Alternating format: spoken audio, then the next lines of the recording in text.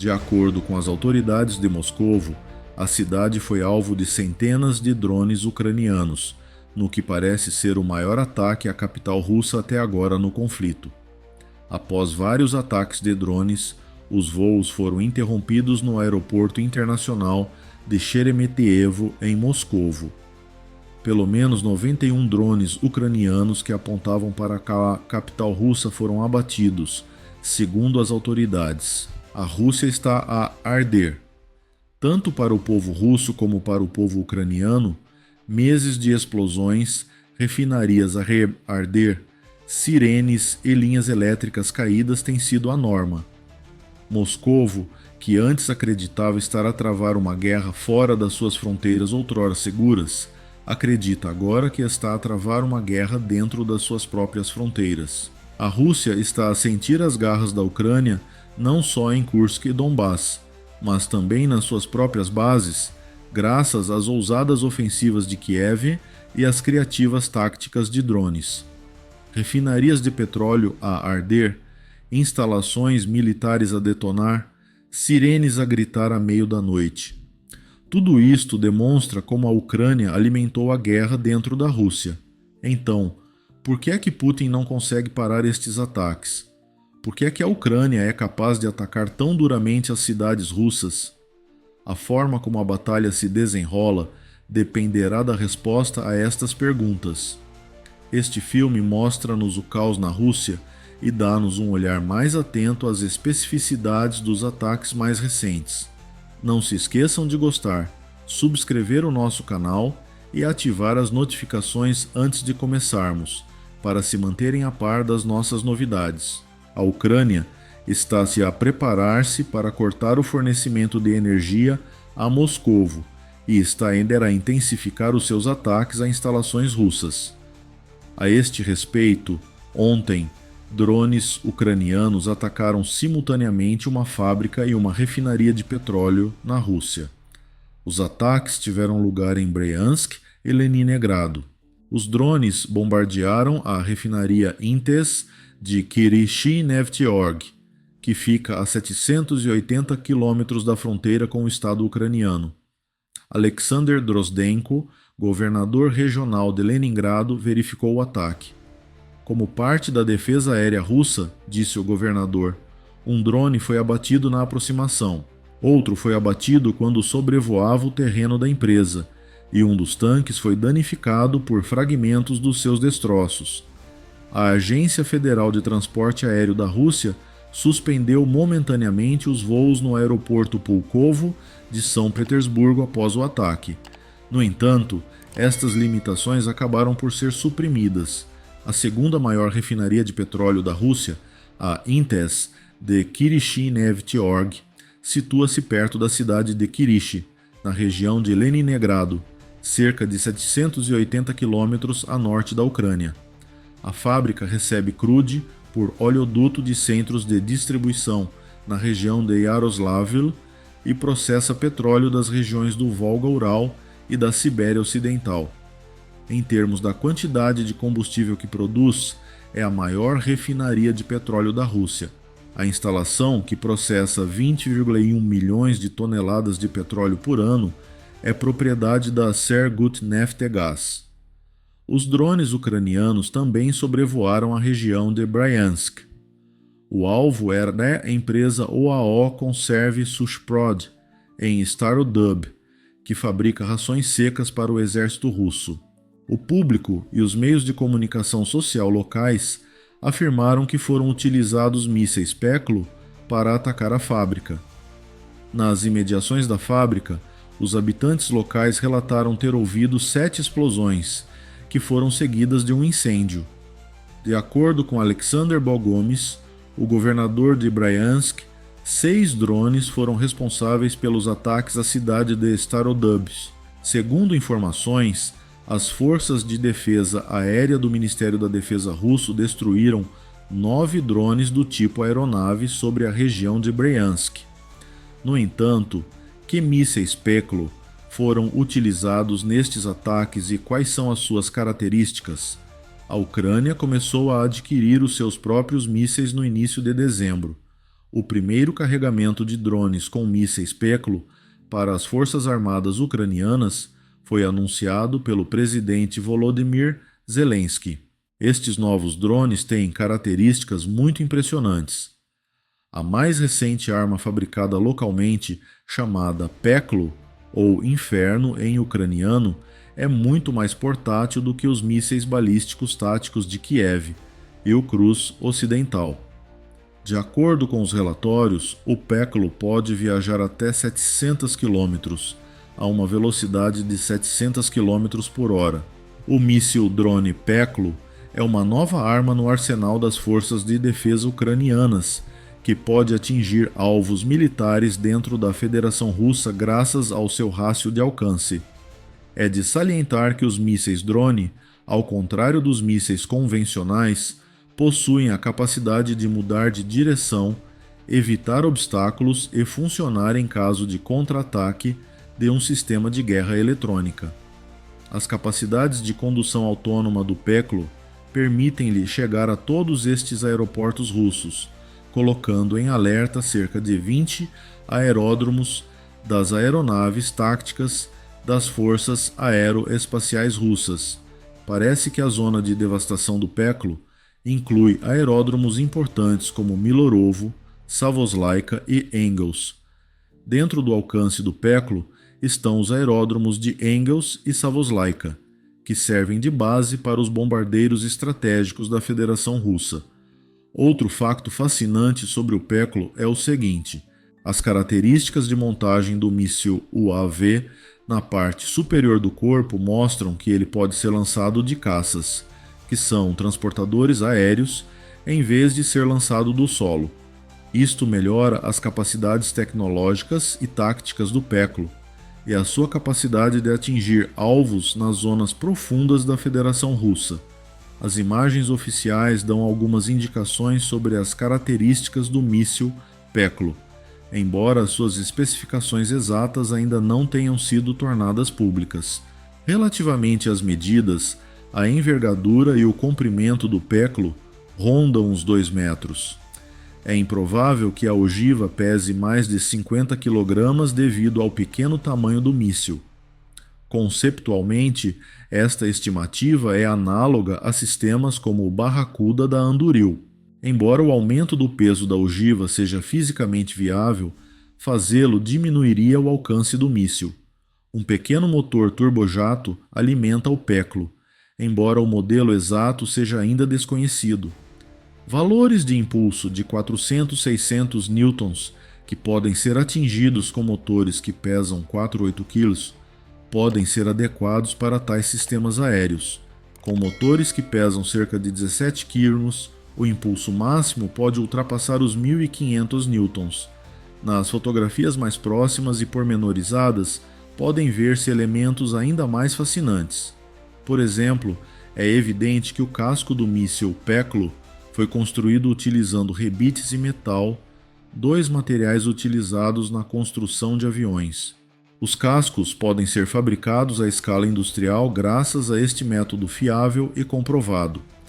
A instalação de peças e conjuntos é facilitada pelo número limitado de grandes partes do casco.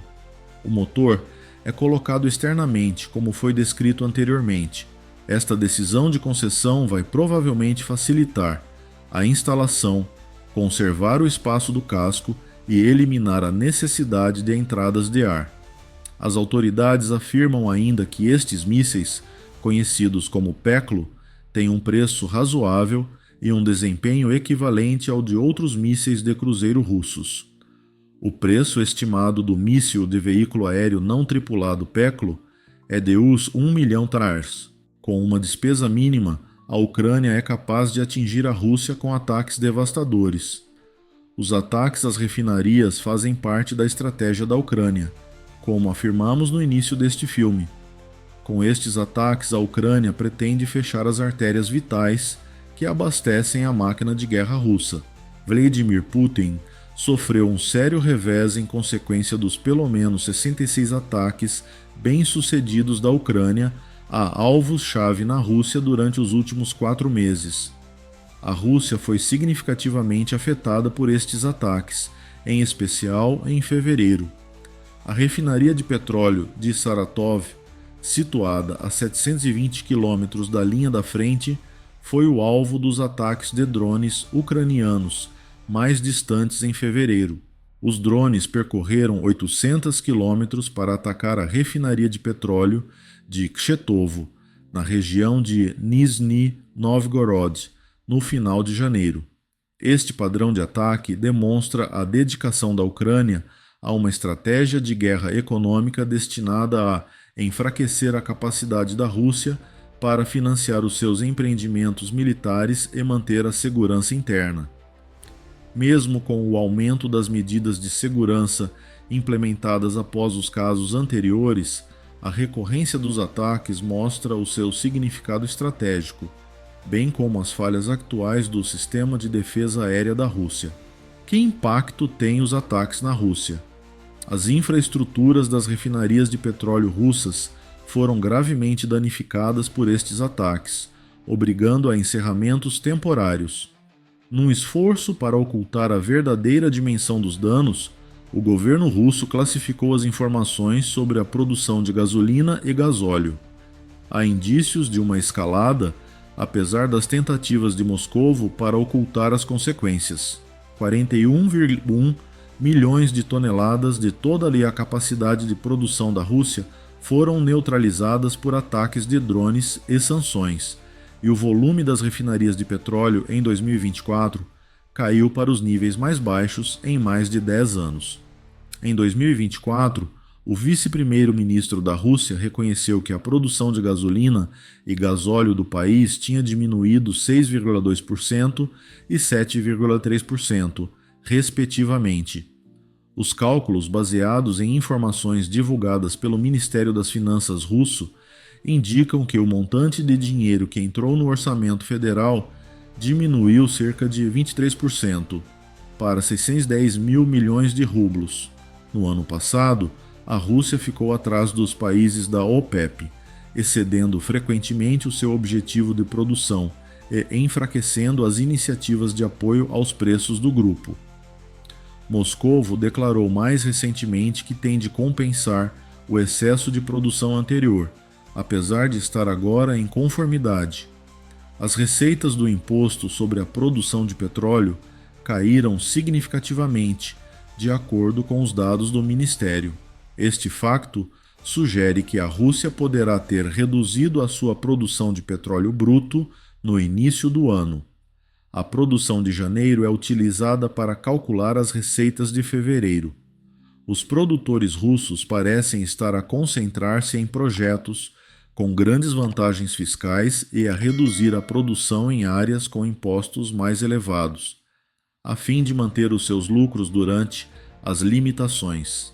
No mês passado, as receitas globais do petróleo e do gás da Rússia caíram para 771 mil milhões de rublos, uma diminuição de quase 19% em relação ao mesmo mês do ano passado. De acordo com as estimativas russas, que não puderam ser confirmadas de forma independente porque Moscovo classificou muitos dos seus dados sobre a indústria petrolífera, a produção média diária de petróleo bruto do país em janeiro desceu para 8,96 milhões de barris, contra cerca de 9,46 milhões de barris no ano anterior. Aparentemente, a produção diminuiu, pelo menos em alguns campos, devido à redução das receitas fiscais. O preço médio de 67,66 dólares por barril de euros, a principal mistura de exportação da Rússia, foi utilizado para determinar as taxas de imposto para fevereiro. Há um ano, o preço do barril era de 64,14 dólares. O valor médio do rublo foi de 100,676 dólares em relação ao dólar americano, o que representa uma diminuição de 13% em relação ao ano anterior. O orçamento também foi afetado pelos pagamentos às refinarias. O Ministério afirma que, em fevereiro, os produtores de gasolina e gasóleo receberam subsídios num total de mais de 148 mil milhões de rublos para abastecer o mercado interno. devido ao aumento das tarifas de exportação provocado pelo aumento dos preços do gás na Europa. As receitas fiscais no sector do gás aumentaram 6,5% em relação ao ano anterior, para mais de 161 mil milhões de rublos em fevereiro. De que forma estão estes acontecimentos a alterar o clima na Rússia? Para além do colapso econômico, a Rússia está também a viver uma campanha de desinformação que envolve todo o país. Vladimir Putin está a viver um pesadelo devido ao problema demográfico, à imprevisibilidade política e ao impasse financeiro. O potencial demográfico para manter o império já se esgotou e a Rússia está a morrer à medida que a sua população diminui 1 milhão de pessoas por ano. Enquanto a população do Cáucaso continua a aumentar, as regiões de etnia russa são desproporcionadamente afetadas por este declínio. A Rússia está atualmente sobrecarregada pelo seu vasto território. O Estado tem dificuldade em manter um controle estável sobre pequenas populações dispersas por grandes áreas. O modelo centralizado de governação torna insustentável a logística nas zonas remotas e faz da periferia um encargo financeiro. A manutenção de uma estrutura deste tipo seria demasiado dispendiosa. Por conseguinte, em termos de capacidade de sobrevivência, os estados mais compactos têm uma vantagem estratégica. A Rússia tornou-se uma cleptocracia flagrante sob Putin, com um pequeno número de elites a controlar a maioria dos recursos do país. O desenvolvimento econômico normal é paralisado por esta estrutura corrupta e feudal, que substitui o Estado de Direito por uma rede de acordos não oficiais e lealdades pessoais. Putin criou a sociedade atomizada e oportunista que desejava, atingindo níveis de emotividade social nunca antes vistos. O efeito final é uma sociedade sem objetivos, sem vontade e sem coesão.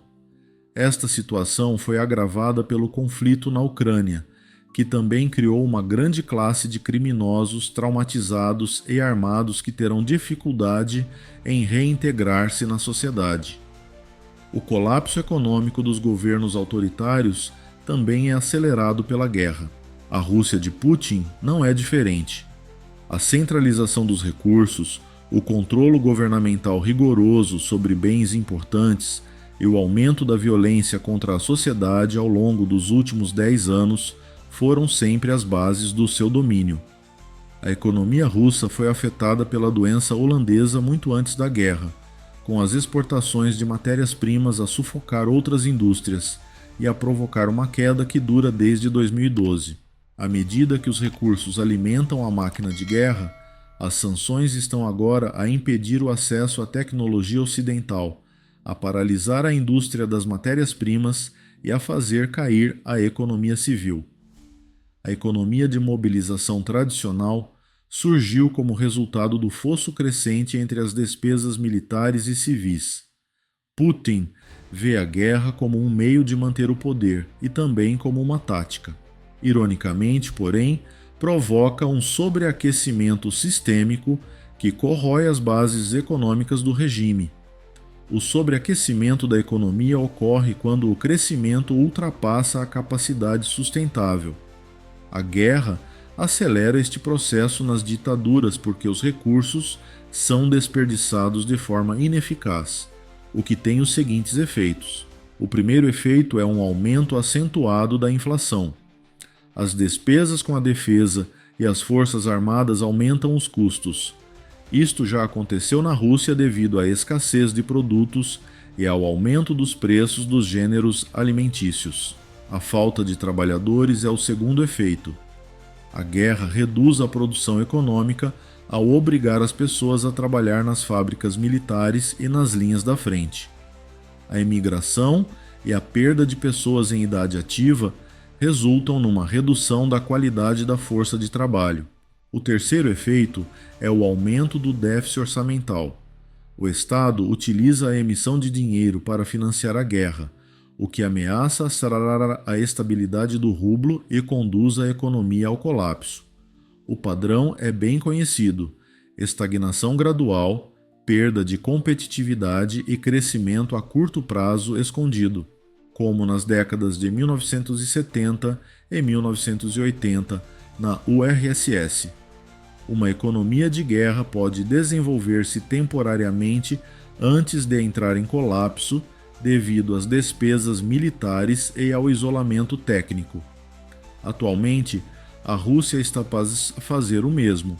As sanções estão a impedir a maior parte dos esforços para restabelecer as cadeias técnicas, e as despesas militares já contribuíram significativamente para o aumento do seu déficit orçamental. As vendas de petróleo e gás à China e à Índia sustentam a vida, mas são insuficientes para inverter o declínio demográfico e a vulnerabilidade econômica subjacente a uma nação tão grande. Os problemas econômicos da Rússia não podem ser resolvidos, nem mesmo com o fim do conflito na Ucrânia. As empresas já estão a fugir da Rússia, o que indica um mercado altamente instável, e um congelamento apenas adiaria o colapso iminente.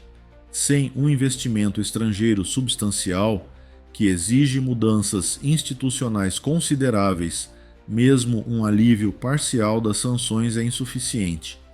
A manutenção da ditadura no poder seria ameaçada por reformas significativas que conduziriam inevitavelmente à degradação institucional, enquanto a corrupção, a seleção negativa e o controle manual continuam a minar a eficácia das instituições russas. As sanções servem apenas para acelerar esta deterioração. Mesmo uma guerra congelada não pode garantir a recuperação devido à profundidade da destruição institucional. Sem cortes nas despesas militares, a economia sobreaquecida não estabilizará, mas o atual modelo de fortaleza sitiada continua a tornar isso impossível. O colapso econômico do regime russo é inevitável, tal como o da URSS antes dele. Tudo se resume ao tempo. O modelo social, para além do econômico, está a desintegrar-se. E, mais uma vez, Putin não será salvo por um eventual congelamento. Yevgeny Prigozhin, o líder do bando de mercenários Wagner, demonstrou a facilidade com que a lealdade da elite se pode quebrar em 2023, quando se revoltou e marchou com as suas forças em direção a Moscovo. Dentro do círculo íntimo de Putin, as disputas entre as elites tornaram-se mais intensas ao longo de 2024. O chefe da República da Chechênia, Ramzan Kadyrov, acusou o senador bilionário do Daguestão, Suleiman Kerimov, de planear o seu assassinato. Enquanto Kadyrov posicionava as suas forças de bolso, esta questão estava ainda por resolver. Estas divergências também afetaram o chefe de gabinete do Gabinete Executivo Presidencial, Anton Vaino. O futuro da Rússia está no centro de um conflito no seio da administração de Putin. Enquanto o diretor executivo da Rostec, Chemezov, defende um aumento constante das despesas militares, o governador do Banco Central, Nabiullina, e o ministro das Finanças, Siluanov, lutam pela estabilidade econômica. Esta é uma luta pela direção da Rússia, tanto quanto uma disputa política. As disputas de elite estão a tornar-se mais públicas e o Kremlin já não tem poder para as manter sob controle. O exército desmobilizado, as elites iradas e uma população desmotivada combinam-se para produzir um clima tóxico sob o domínio de Putin. Há analogias históricas óbvias. O Portugal de Salazar desmoronou-se em 1974 em resultado de conflitos coloniais prolongados que deixaram um grande número de soldados zangados e cidadãos desiludidos. Do mesmo modo, quando o afastamento da sociedade em relação às instituições do Estado atingiu um ponto de ruptura, a URSS desmoronou-se. Putin vê-se obrigado a tomar uma decisão impossível. Ou aceita uma paz que põe em risco a sua ditadura, ou prossegue com um conflito insustentável. Eis porque é que não seria benéfico congelar a batalha até haver um vencedor certo. As facções mais radicais da Rússia deixariam de respeitar a sua autoridade. Um impasse seria visto por Kadyrov, pelos nacionalistas e pela extrema-direita como fraqueza e traição. Os veteranos das Forças Armadas regressariam a casa em massa, desanimados e enfurecidos.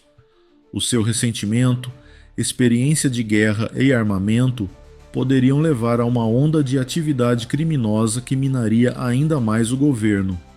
É provável que Putin esteja ciente desta armadilha.